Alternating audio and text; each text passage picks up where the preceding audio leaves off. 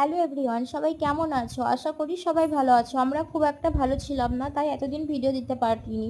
দেখতেই পাচ্ছ রকির স্লাইন চলছে। রকির 106-7 জ্বর উঠে গেছিলো, 3 দিন ধরে অ্যান্টিবায়োটিক দেওয়া হয়েছে, কিন্তু তাতে জ্বর কোনো নামেনি, 106-7ই ছিল। তো তার জন্যই আমরা ডাক্তার অন্য অ্যান্টিবায়োটিক স্লাইনের মাধ্যমে দিয়ে, মানে চ্যানেলের মধ্যে অন্য অ্যান্টিবায়োটিক দেওয়া হয় এবং স্লাইনও দেওয়া হয়, কারণ ও 4-5 দিন পুরো খাওয়া বন্ধ করে দিয়েছিল।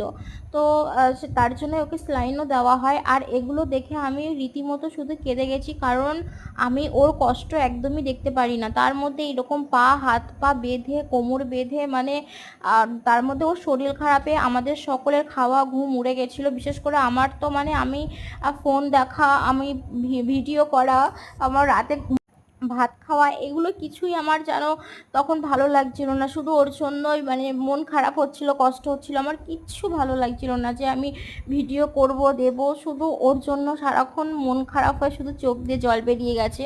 তো আজ একটু ওর লাস্ট স্লাইনের ডেট ছিল, ও একটু ভালো আছে, তাই আজ আমি একটুখানি সব ভিডিও করে তোমাদের সাথে শেয়ার করলাম।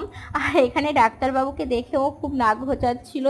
আর আজকে দুবেলা করে স্লাইন চলেছে, ইঞ্জেকশন চলেছে, আজকে লাস্ট হলো, তাই আমি এইটুখানি শেয়ার করলাম। এখনও মোটামুটি ভালো আছে, তাই আমি ভিডিওটা দিলাম। তো দাদা।